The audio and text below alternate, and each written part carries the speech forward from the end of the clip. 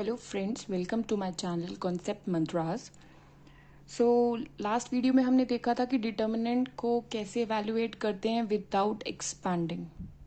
सो हम उसी को कंटिन्यू करते हुए कुछ एग्जांपल्स और देखेंगे ताकि जिससे हमारी प्रैक्टिस और हमें और क्लैरिफिकेशन मिले कि इसको हम सॉल्व कैसे करते हैं। हमारे पास एक एग्जांपल है इस मैट्रिक्स का 1 1 1 A B C A cube B cube C cube. हमें प्रूव करना है कि इसकी इवैल्यूएशन ये होगी। हमें इसको जीरो प्रूव नहीं करना, हमको इसको ये प्रूव करना है कि इसकी इवैल्यूएशन ये होगी। वो कैसे करेंगे? मैंने पहले भी बताया था, कोई डिफाइंड स्टेप नहीं है, बट करते करते आपको प्रैक्टिस मैट्रिसेस को देख के समझ आ जाती है कि आपको क्या करना है, क्या रो में क्या माइनस करना है, कौन से कॉलम में क्या प्लस करना है, कि आपके पास एग्जैक्टली वो RHS वाली वैल्यू आ जाए। अगर जीरो आपको इवैल्यूएट करना है तो आपको कोई भी दो रो सेम बनानी है। यहाँ पे जीरो वाला कॉन्सेप्ट नहीं है, यहाँ पे आपको इसकी वैल्यू ये निकालनी है। तो वो कैसे निकालेंगे आइए देखते हैं। तो हमारे पास है 3 रो 3 कॉलम। तो पहले हमने 1 1 1 हमें इसे ये चीज में कुछ प्रूव करना है। आप देख सकते हैं A-B, B-C, C-A है कुछ RHS में। तो कुछ सब्ट्रैक्ट करते हैं और इसको माइनस प्लस के फॉर्म में लेकर आते हैं। सो ये R1 है, ये R2 है, ये R3 है। तो हम पहला करते हैं applying R2 minus 1 sorry R1 and R3 में से B हम R1 को माइनस कर देते हैं।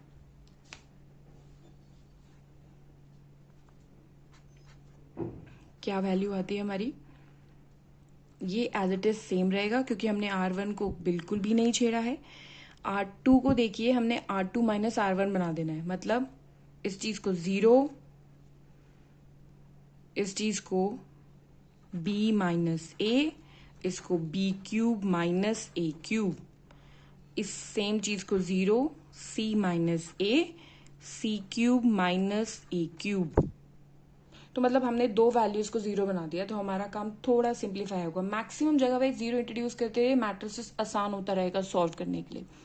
अब हम क्या करते हैं ना, इस पूरी रो में से B माइनस ए को निकाल लेते हैं और इस पूरी रो में से हम C माइनस ए को निकाल लेते हैं। ये तो जीरो है, B माइनस ए कुछ भी निकल सकता है।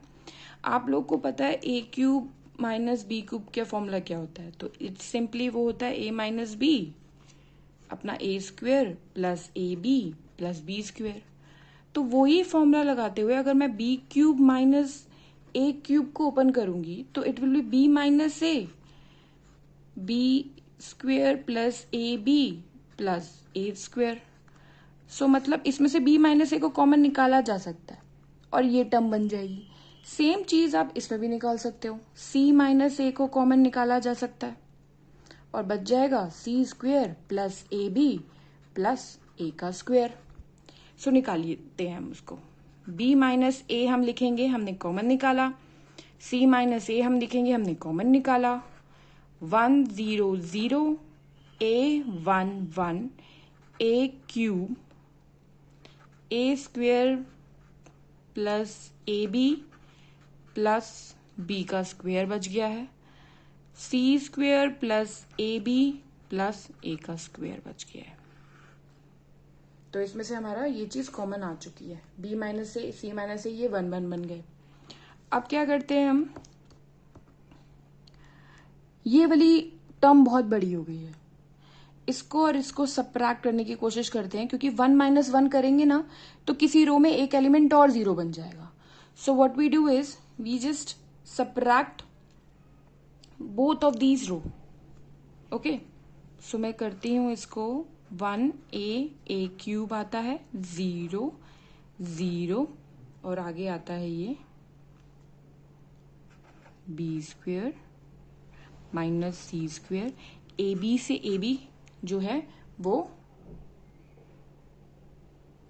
यहां पे मैंने गलती करी, c माइनस ए है, ये सी ए होगा, इसलिए कंफ्यूजन में मुझे वो ए बी लगा, मैंने फॉर्मूले के हिसाब से उसे सी लिख दिया। सो ये ए बी माइनस ए सी हो जाएगा, कॉमन नहीं रहेगा। प्लीज नोट कर लीजिएगा कि ये c माइनस ए का होल स्क्वायर था, मैंने सेम ए बी लिख दिया था, ये सी ए है, सॉरी फॉर द मिस्टेक। अब इसको हम जो B square minus C square है plus A B minus A सी। सो 0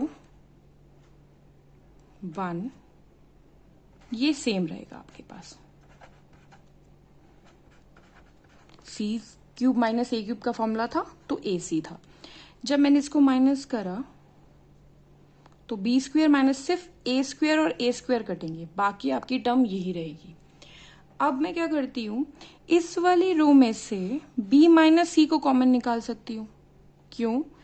क्योंकि इस चीज को मैं ऐसे लिख सकती हूँ, c B square minus C square को मैं ऐसे लिख सकती हूँ b minus C b plus C plus A B minus C. मतलब मैं इसमें b माइनस सी कॉमन निकाल सकती हूँ, तो इसको हम कॉमन निकालेंगे। So b minus C common निकालने के बाद it will be b minus A C minus A b minus C, और ये वैल्यू बन जाएगी 1a क्यूब 0 0, क्योंकि हमने लास्ट में b प्लस सी b माइनस सी आप कॉमन निकाल चुके हो, तो ये बचेगा b प्लस सी। अगेन आप a कॉमन निकाल चुके हो, b माइनस सी के निकलने के बाद बचेगा a। क्योंकि हमने एक्सपैंड जब इसको किया था तो आप देख सकते हैं, इसको मैंने आपको ऐसे एक्सपैंड करके दिखाया था कि b square minus C square में से आपने b माइनस सी निकाला तो ये आपको मिलेगा b plus C plus a। ये और ये चीज आपने कॉमन निकाली। ओके, सो नेक्स्ट हम चलते हैं नेक्स्ट रो की तरफ 0 1 which will be C square plus A square plus A C. बहुत केयरफुली आपको सारे स्टेप करने हैं ताकि बिल्कुल मिस्टेक ना हो। जैसे मैं मेरे से वो एक्सपेंशन करते वक्त हुई थी फॉर्मूले को, तो आपको बहुत केयरफुली चलाना है। वो प्रैक्टिस के साथ आपका हो जाएगा, उसमें कोई इतनी टेंशन वाली बात नहीं है। सो सी स्क्वेयर प्लस ए सी है। अब हम क्या करें, हमारा सबसे इजी कॉलम ये बन चुका है, सबसे इजी कॉलम। और जो कॉलम सबसे इजी बन गया है हम उसके ही अलोंग अपने मैट्रिक्स को एक्सपैंड कर देते हैं। सो जब आपने 1 के अलोंग आपने एक्सपैंड किया तो 1 के रो कॉलम को और रो को कैंसिल करिए, आपके पास ये बचा। बाकी को आपको करने की जरूरत नहीं है, वो 0 0 है। कुछ भी मल्टीप्लाई करोगे उससे तो उसकी वैल्यू 0 आएगी। सिंपली सबसे सिंपल कॉलम बच गया था जिसमें सिर्फ एक ही रो को वैल्यू, एक ही एलिमेंट को वैल्यूएट करना पड़ता, बाकी दोनों 0 हैं, उसका तो कोई फायदा ही नहीं है। सो इसको करने के बाद हमारे पास आता है 0 1 b plus C plus A C square plus A square plus A C. इसको वैल्यूएट करना उतना ही आसान है। 0 minus B plus C plus A, ये हो जाएगा हमारे पास। नाउ इसको हम ऐसे लिख लेते हैं minus A plus B plus C, और इसके इनटू में है B minus C minus A B minus A. आप देख सकते हैं क्वेश्चन में आपको क्या चाहिए था, a प्लस बी प्लस सी चाहिए था, वो आपके पास आ गया है। c माइनस ए चाहिए था, वो आपके पास आ गया है। b माइनस सी चाहिए था, वो आपके पास आ गया है। a माइनस बी चाहिए था, यहाँ b माइनस ए है, उसका काम भी हो जाएगा क्योंकि यहाँ -1 है। -1 इंटू दिस कर लेते हैं, ये बन जाएगा। a पॉजिटिव हो जाएगा, b नेगेटिव हो जाएगा, -1 को हम आगे ले गए। सो ये इवैल्यूएशन के बाद फाइनल आंसर है जो हमें स्टार्टिंग में प्रूव करना था कि this matrix determinant is equal to this matrix, prove it. वो हमने प्रूव कर दिया है। कैसे? उसको इवैल्यूएट करा, लास्ट में जब -1 बचा था उसको आगे ले गए, सारी की सारी टर्म्स सेम आ गई। नेक्स्ट हमारे पास एक और एग्जाम्पल है 1 प्लस ए 1 1 1 1 प्लस बी 1 1 1 1 प्लस सी। इसको हमें प्रूव करना है कि इसका जो डिटर्मिनेंट वैल्यू होनी चाहिए वो ये होनी चाहिए। सो वो हम कैसे प्रूव करेंगे, आइए देखते हैं। हमको इसको कुछ 1 बाय ए 1 बाय बी और 1 बाय सी के फॉर्म में बनाना पड़ेगा क्योंकि RHS में हमें वही चाहिए। अब 1 बाय ए कैसे बना सकते हैं, 1/b कैसे बना सकते हैं? हमें दिख रहा है कि यहाँ पे a है, यहाँ पे b है, यहाँ पे c है, तो हम क्या करते हैं, a, b और c, c1, c2, c3 में से कॉमन ले लेते हैं. Taking a, b, c from c1, c2, c3 respectfully. So ABC common इसलिए भी लिया क्योंकि पता है RHS में ना बाहर ABC निकाला हुआ है, तो मतलब कहीं ना कहीं आप ABC लिए तो आपका हाफ ऑफ 50% तो आपकी RHS की वैल्यू यहाँ आ जाएगी, और यहाँ पे जो वैल्यू आएगी वो कुछ इस फॉर्म की बन जाएगी. उसको हम कैसे सॉल्व करेंगे वो हम देखेंगे. तो इसको हम लिखेंगे, इसमें से आप a कॉमन लो, ये 1 है तो ये 1/a प्लस 1, क्योंकि 1 में से अगर आप a कॉमन लो तो 1/a होगा, तभी तो a होके 1 बना होगा, तो इसलिए 1/a. इसको 1/a 1/a. पहले कॉलम में से हमको a कॉमन लेना था, दूसरे कॉलम में से हमको b कॉमन लेना था.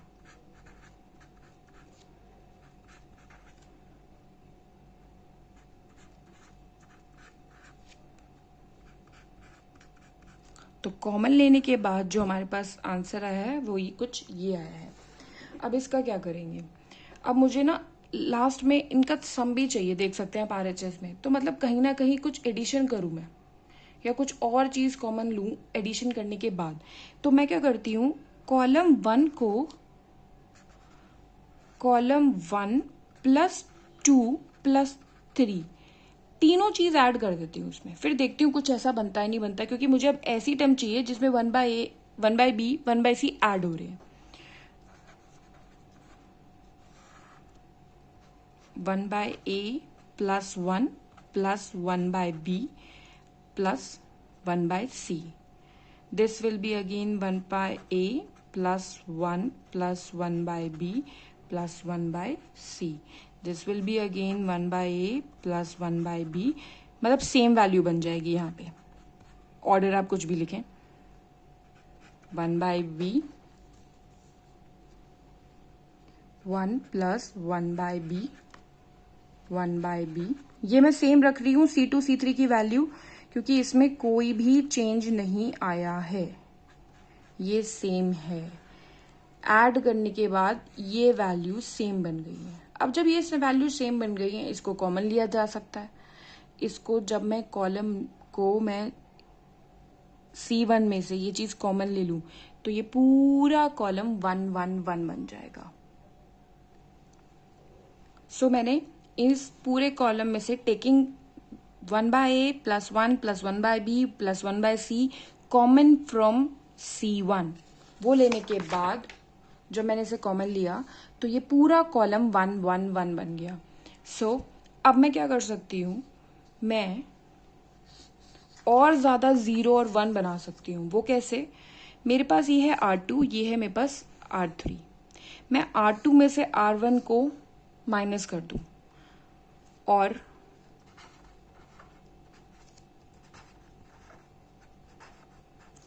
R3 में से R1 को माइनस कर दूं, तो मेरे पास और 0 बन जाएंगे और 1 बन जाएंगे. वो कैसे? 1 इसमें से आपने माइनस करा, ये तो सेम रहेगी क्योंकि आप R2 में मॉडिफिकेशन कर रहे हो. 1/b 1/c ये सेम रहेगा. 1 माइनस 1 ये हो जाएगा आपका 0. इसमें से 1/b माइनस गया, ये बचेगा 1 और ये बचेगा आपका 0. 1/c में से 1/c माइनस हुआ. अब इसमें से फिर R1 माइनस कर रहे हैं. 1 माइनस 1 0. 1/b माइनस 1/b वो भी 0. This minus this will be 1.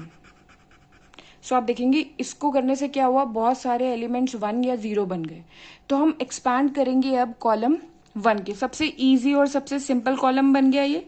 इसके अलोंग एक्सपैंड कर दीजिए. यहाँ पे ये टर्म आ रही है, अभी भी मैंने लिखी नहीं है, बट ये एज इट इज ऊपर से सेम है. सो जब आप इतने सिंपल कॉलम के लिए एक्सपैंड करेंगे तो सिर्फ आपको 1 की आइटम चाहिए. This will be 1 plus 1 by A, 1 by B plus 1 by C. This will be 1 0 0 1. ये वाला कॉलम कैंसिल किया, ये रो कैंसिल करी, ये मैट्रिक्स बचा.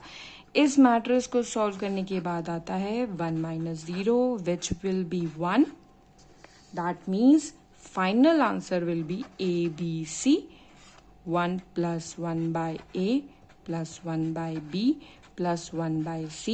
हमको स्टार्टिंग में भी यही प्रूव करना था कि जो हमारा डिटर्मिनेंट की वैल्यू हो वो ये हो, और जिसको हमने मॉडिफाई करके फाइनली प्रूव कर दिया है.